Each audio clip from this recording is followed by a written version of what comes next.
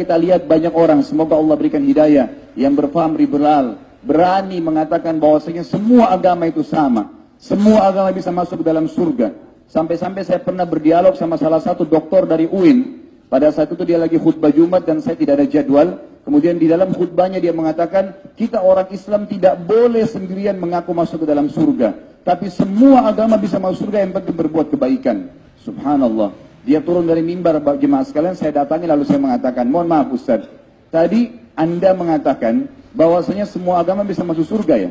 Lalu dia pertama menanyakan kepada saya, ini ciri orang-orang liberal. Mereka berusaha untuk mencari titel tertinggi secara akademik, doktor atau sampai profesor, agar tidak mudah untuk didialogi oleh orang-orang yang dianggap awam. Atau pada saat mereka mengeluarkan sebuah statement, maka dianggap susah untuk didialogi karena dia seorang doktor. Lalu saya bilang sama dia, waktu itu kebetulan saya sudah susun disertasi saya.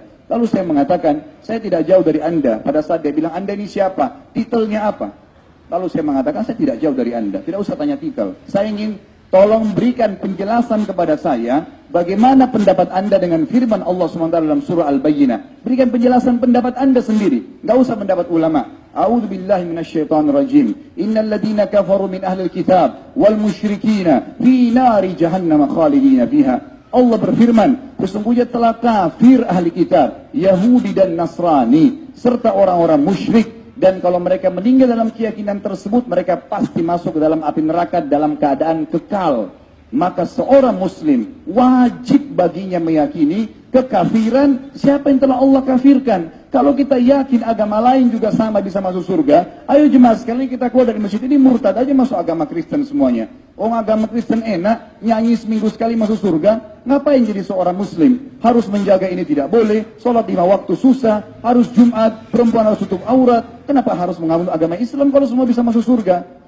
Dia nggak bisa jawab. Lalu saya bilang sama dia, baik, kalau Anda tidak bisa jawab ayat itu, jawab coba hadis Nabi SAW dalam riwayat Imam Muslim dengan sanad yang sahih. Kata Nabi SAW, tidak ada seorang pun dari Yahudi, Nasrani, disebutkan cirinya orang Yahudi Nasrani orang-orang yang beriman sama Allah, tapi tidak mengikuti risalah Nabi Muhammad SAW. Apa kata Nabi? Tidak ada seorang pun dari Yahudi, Nasrani, dan Majusi, semua penyembah api, yang mendengarkan saya diutus menjadi nabi, lalu mereka tidak mau beriman pada risalah saya, dan mereka meninggal dalam keyakinan tersebut, jelas meninggal dalam keadaan Yahudi, Nasrani atau Majusi, kecuali pasti masuk ke dalam api neraka.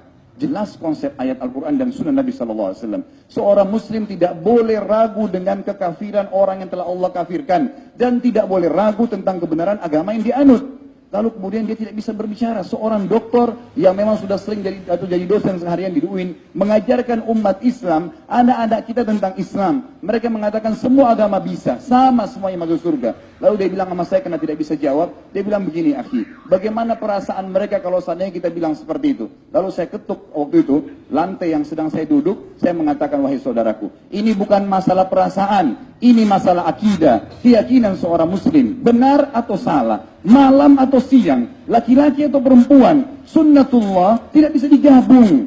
Kalau laki-laki mau coba menyemburuai perempuan jadi banci, tidak bisa. Dalam agama, sistem Allah ciptakan jelas, pagi atau siang, perempuan atau laki-laki, benar atau salah, nggak ada digabungin, nggak bisa digabungin benar sama salah. Oh mungkin bisa abu-abu tengah-tengahnya, tidak bisa.